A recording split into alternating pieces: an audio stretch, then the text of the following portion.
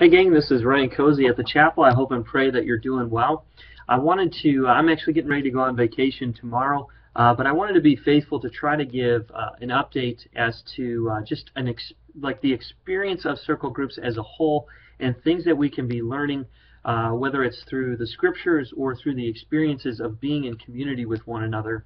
And I wanted to take some time to, just to share what I thought was a really cool win from this weekend. So there was a friend of ours in our circle group who it was his birthday, and his wife decided to create some dude time. So he has a handful of friends that are guys. I happen to be one of those guys, and we had a chance to surprise him on his birthday this Saturday and do something that he likes to do, and which is something that many men like to do, and that is to shoot guns. Now, I know that it probably sounds funny that I'm going to use this example for deeper community, but I am, because it actually was really cool. It was very insightful to me.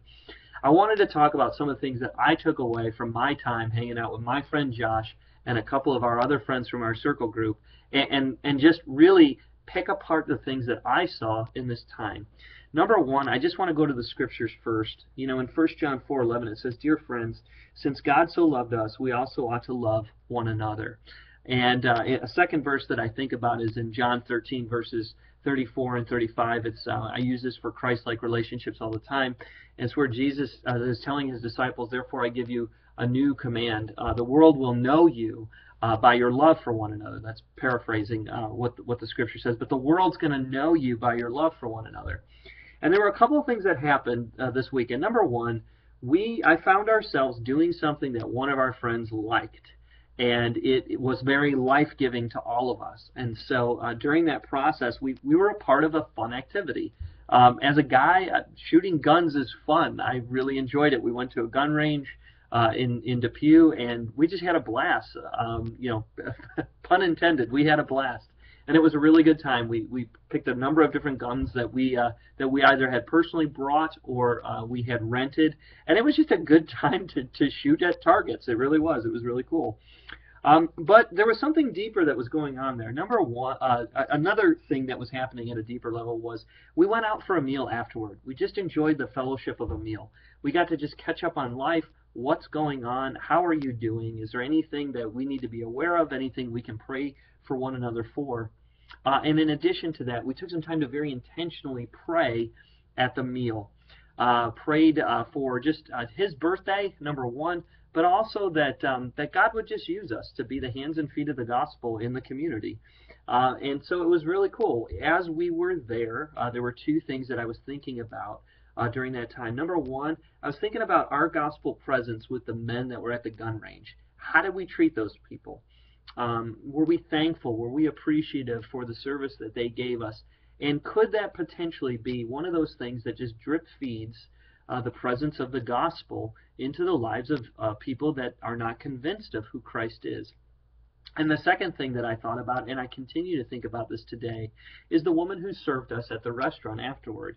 You know, we had a great time, and it seemed as if she enjoyed being able to serve us at our meal. And so one of the things we tried to think about, for me personally, I just thought, how can we bless this woman? You know, we want to tip her well, right? But at the same time, we also pray and hope that, number one, God would use our presence to be salt and light in her life, even for that one encounter. Is that something that helps us to set an intentionality with missional engagement? I think it is.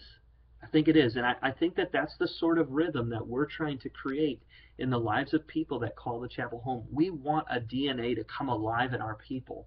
And what we mean by that specifically is that in your going, wherever you go, can you bring the salt and the light of the gospel into dark places? It could be at a gun range. It could be in conversation at the gun range. It can be at the restaurant where you're having a meal and you're trying to enjoy the community that you have with other believers. But one of the things I point to in John 13 is when Christ is talking about the world's going to know you by your love for one another, there's really two audiences that I see there. Number one is when we as believers get to experience Christ-like love with one another, it's a good thing.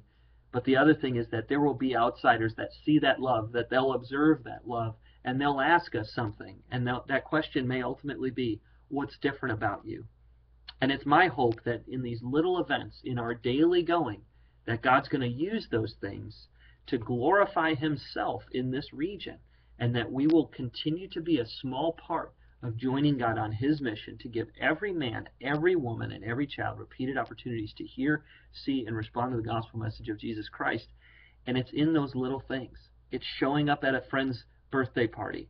It's being a blessing at the place where that birthday party is. It's being a blessing and a source of salt and light in the meal thereafter. God can use those little things to make a big difference, and we can bring him glory in that process. I pray that this is helpful. It's a small example, but community matters. Community matters in your circle groups, and it matters in the places that you go where people are not yet convinced of the gospel of Jesus Christ. God bless you, gang. Have a wonderful week. We'll see you next week.